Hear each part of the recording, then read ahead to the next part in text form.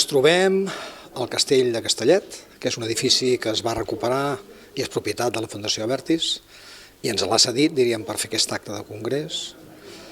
És un congrés molt singular, per moltes raons. En primer lloc, pel dia que se celebra.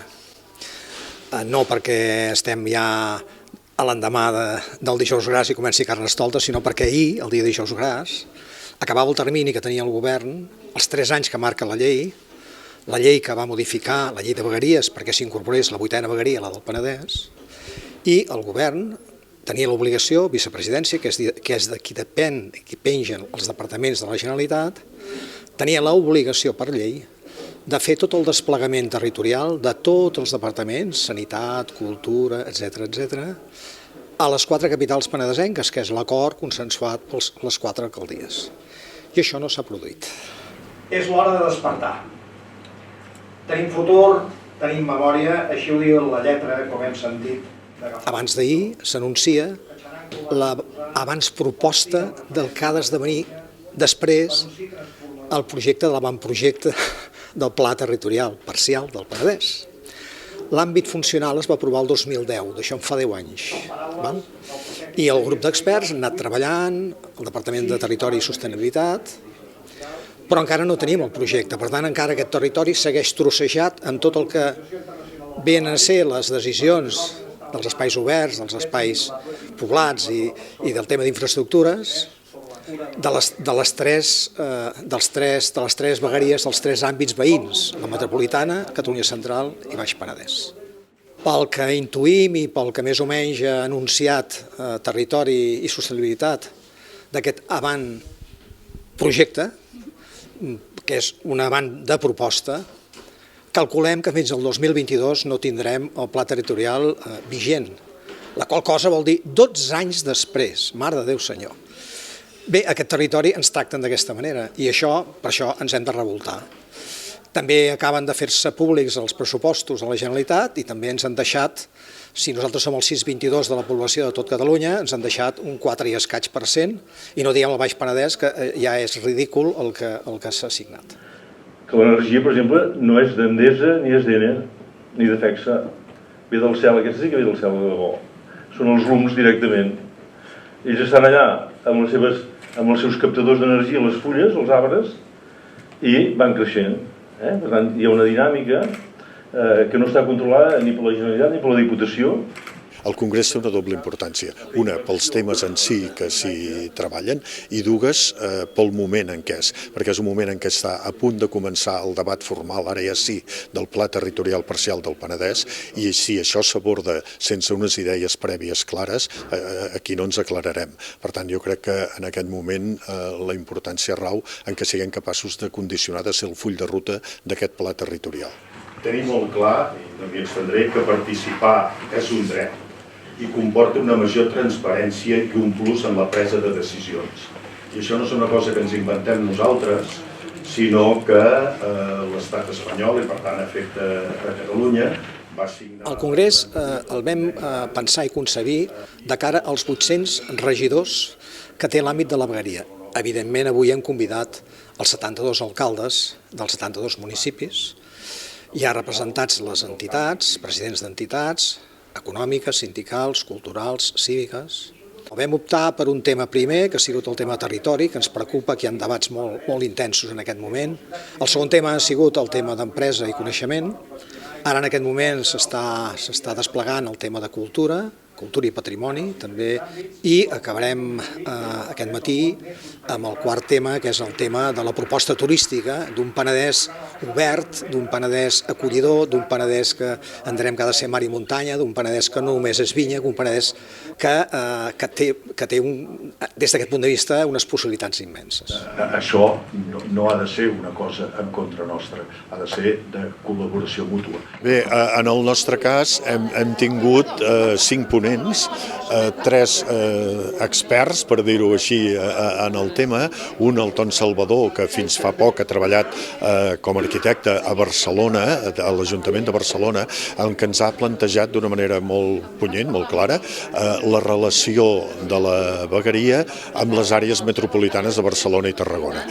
Després, el Pep Soler de l'Anoia i el Pau Batlle del Baix Penedès ens han donat la seva visió de com té que funcionar territorialment aquesta vegueria, i finalment hi ha hagut dues persones lligades en el món vitivinícola, la Mireia Torres de les bodegues Família Torres i la Isabel Vidal, agricultora i responsable del JARC del sector vitivinícola, en el que han posat de valor el valor de la terra, de la producció de la vinya, per poder elaborar bons vins i poder tenir un retorn econòmic important de tot això que es fa, mantenint sempre el paisatge del Penedès.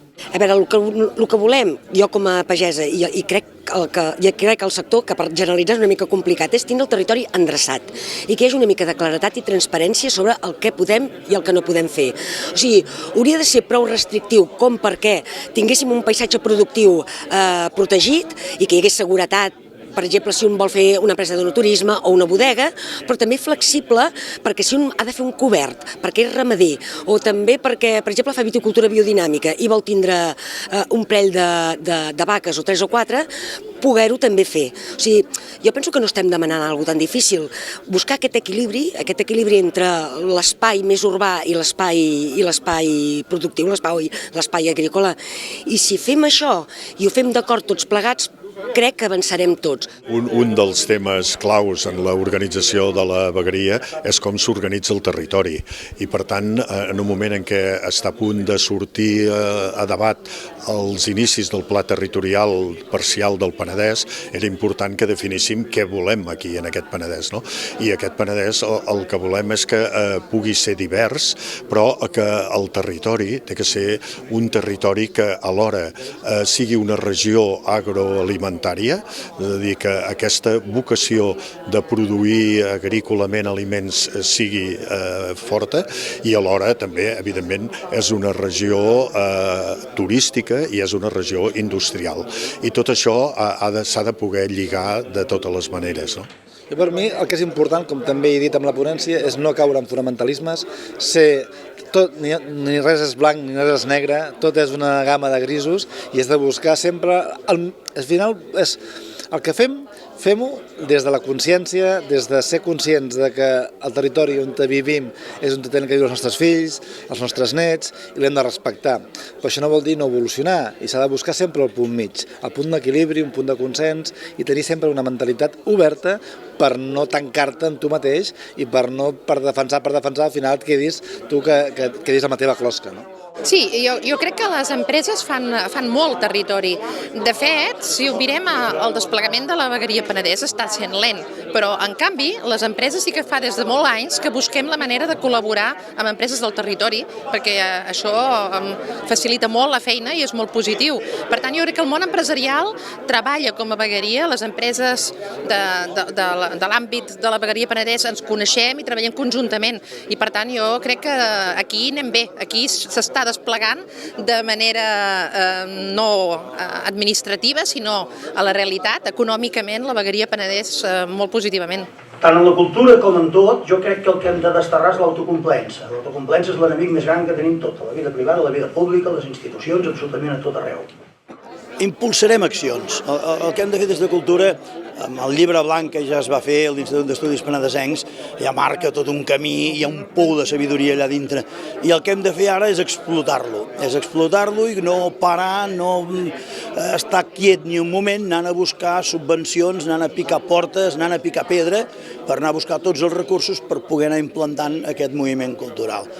Perquè si tenim un territori molt bonic i un paisatge meravellós i resulta que el nivell cultural del país és baix, no anirem pas bé. Per tant, la cultura és un dels punts més importants que hem de defensar.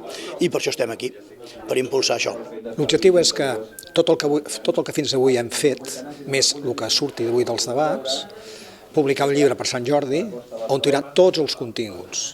I aquest llibre, que en farem 1.200 exemplars d'edició, serà entregat a un per un de cada un dels regidors d'aquest territori, més els parlamentaris, més presidents d'entitats i de més. O sigui, és un recull d'iniciatives, propostes, moltes d'elles ja conegudes, però que totes estan, diríem, aplegades, i creiem que des d'aquest punt de vista aquesta és la singularitat, el fet que haguem sigut entre tots capaços de fer una proposta que ho recull tot, sempre en aquests 4 àmbits que plantejàvem. Declaració del Congrés de Vegueria Penedès 2020, part expositiva.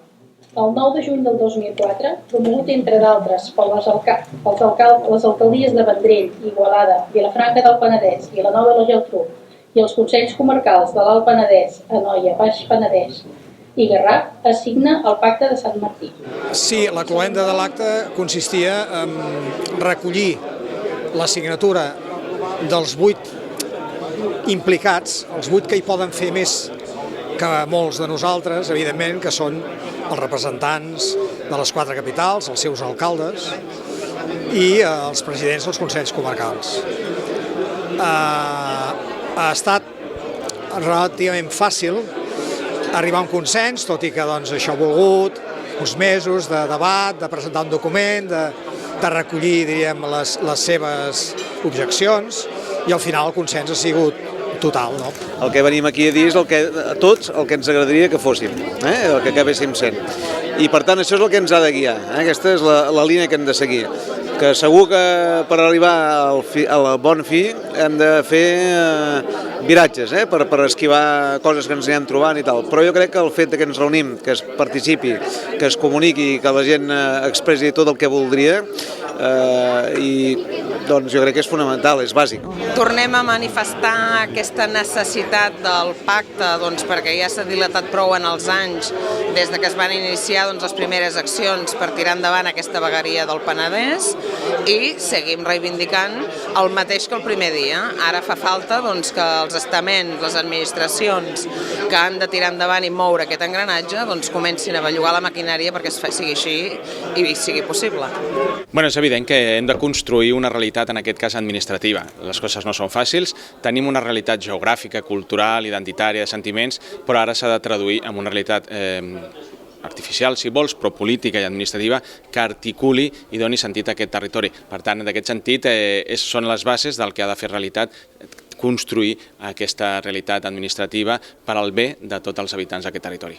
És necessari perquè és una reivindicació que ja es podia haver desenvolupat i és una reivindicació que ens portin els serveis, com diguéssim, a la vegueria Penedès. I sobretot, l'important és la unitat del territori. Amb la unitat del territori no cal colors polítics ni res, sinó que el que volem és que es desenvolupi ja la vegueria del Penedès. Sí, el que passa que com a territori el que hem de fer és seguir pressionant, perquè és una llei que està aprovada, perquè els veïns del Penedès, de les 4 comarques, tenen els mateixos drets que qualsevol altre veí de tota Catalunya, i ja que tenim aquest àmbit aprovat, hem de tenir les delegacions. Jo crec que ja comença a ser urgent, s'ha demorat molt en el temps, però entenc que amb la voluntat de tothom això es tirarà endavant i es tindran aquestes delegacions.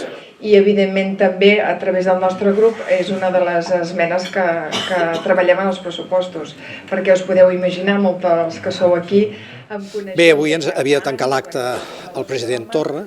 Bé, avui no el tindrem perquè la situació política suposo que li té assignades altres prioritats. Tindrà la representació institucional de la consellera d'Empresa i Coneixement, però sí que, lògicament, del decàleg, de la declaració que després s'assignarà per part dels alcaldes de les 4 capitals i els 4 presidents comarcals, li entregarem personalment al president Torra i li entregarem personalment al president del Parlament. Per què és útil aquest desplegament? Doncs perquè cadascuna de les conselleries on es determinen les estratègies en cadascun dels àmbits, després a nivell operatiu podrem aplicar-les en cadascun dels territoris. El termini per mi hauria de ser ja. Evidentment hi ha hagut condicionants que han obstaculitzat el normal funcionament i desplegament de les vegueries, com és el fet de no tenir pressupostos, hem anat a pressupostos prorrogats, com ha estat l'excepcional situació política i social que hem viscut, però ara ja sí, en aquests nous pressupostos, també com a grup parlamentari, també com a consellera, reclamo que es pugui atendre econòmicament aquest desplegament. I això no va de colors polítics, això no va de partits, això va d'un territori. i és comptant amb les realitats, integrant totes les realitats del territori que farem gran aquest país. Per tant, doncs, complicitat total d'aquesta conselleria, gràcies i tirem endavant. Moltes gràcies. Aquest és un projecte que va néixer una mica del no-res, va néixer des de baix i ara està arribant a la cúpula, però la cúpula ha de respectar, han de mirar avall, han de veure els que vol la ciutadania. La ciutadania, evidentment, vol proximitat en la presa de decisions, vol poder participar en totes aquelles decisions com ara és el pla territorial, en canvi no hi ha hagut participació, no n'hi ha hagut. Ara sí, ara quan ens presentin aquest abans proposta, doncs hi haurà uns termes per presentar esmenes, però tot això ja ens ho coneixem. Si totes les esmenes que presentem des d'entitats, des de ciutadania, des d'ajuntaments, després se'n van a la paperera, no hauran de servir per res. Per tant, demanem això, que com a mínim s'escolti de veritat el territori, i ara hi ha una oportunitat, territori i sostenibilitat, el departament té aquesta possibilitat de fer-ho.